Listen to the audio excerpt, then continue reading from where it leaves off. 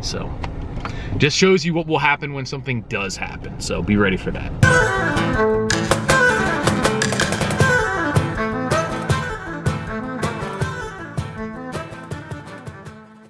How you doing, guys? It's Eric from RuleTheWasteland.com. I wanted to make this video because, pardon me if I'm a little red, it's literally 110 degrees outside right now, I think, or something around there.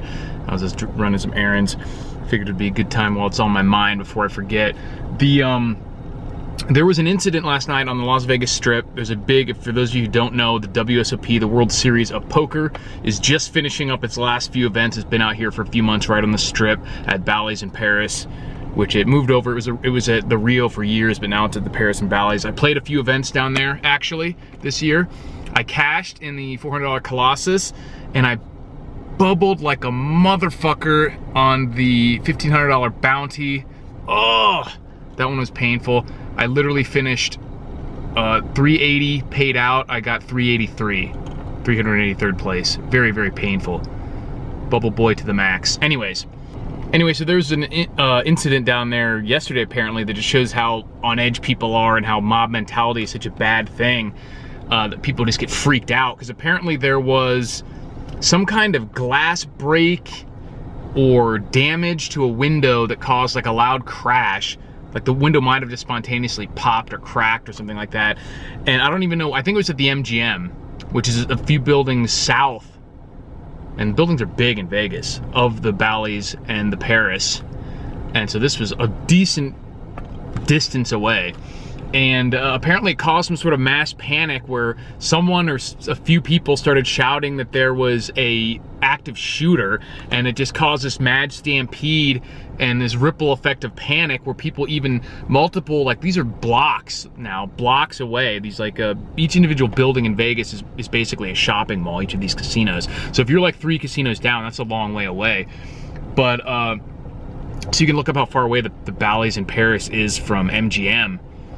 And the word made it down there, and people were like, still no actual intel, still no actual people knew about anything, even heard any shots or anything like that, and caused this ripple effect of panic where people were diving on the floor. Yeah, famous poker player Daniel Negreanu actually showed some injury to his hand, which may have been from being trampled or diving on the floor.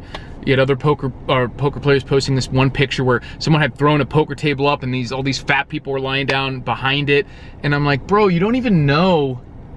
I haven't even heard a shot. And so they've propped up this poker table, which isn't even cover. It could qualify as concealment, I guess. If you even knew which direction this supposed shooter was coming from, you're in a massive ballroom that has like 30 exits.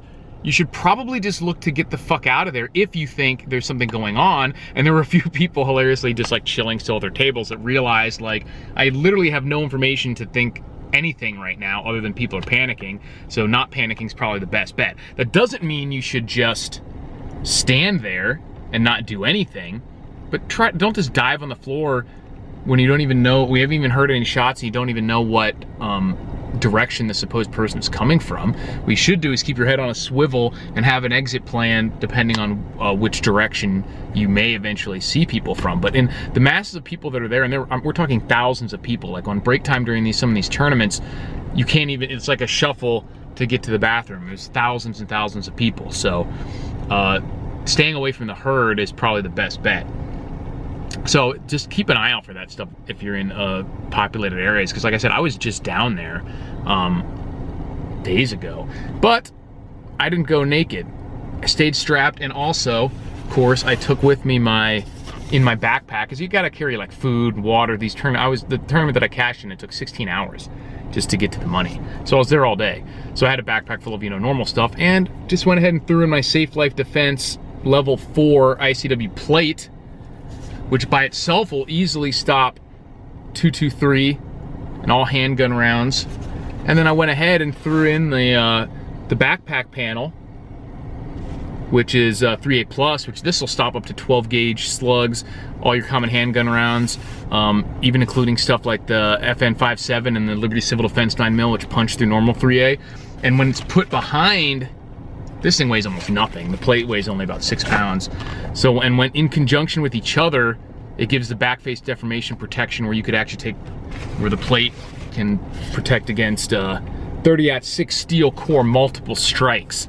And the plate itself will stop it either way. You just want the, basically the padding or back face deformation protection against a round that large. I'm not expecting to face any 30-06, of course, but I could always maybe hand off the backpack panel to another person or something, put it on, you know, try to have it on both sides, anything like that. Might as well, like I said, it doesn't take much. There's usually a pocket in your backpack.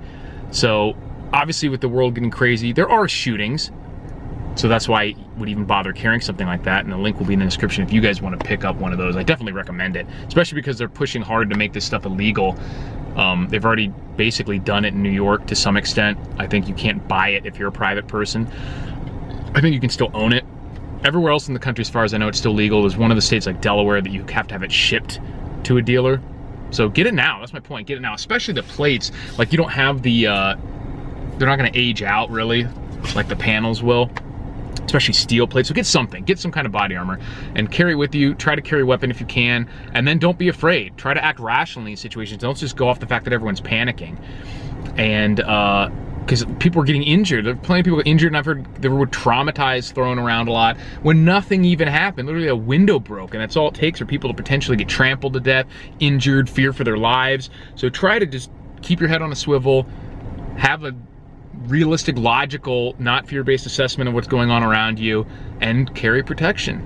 Whether that's passive defense, like bulletproof material, like Safe Life Defense, check link in the description, or active offensive protection capabilities like guns, knives, pepper spray, whatever. Then you don't have any reason to be afraid, and you can evaluate a situation intelligently, at least, hopefully. Which you should be doing anyway. Even if you're in a situation like an airport where you can't have weapons, you should still make sure you're not panicking. Because like I said, dozens potentially of people got injured and quote-unquote traumatized when nothing happened. So just shows you what will happen when something does happen. So be ready for that. Emotionally, mentally, and certainly physically. That's what prepping's all about. So thanks for watching, guys, and I'll talk to you later.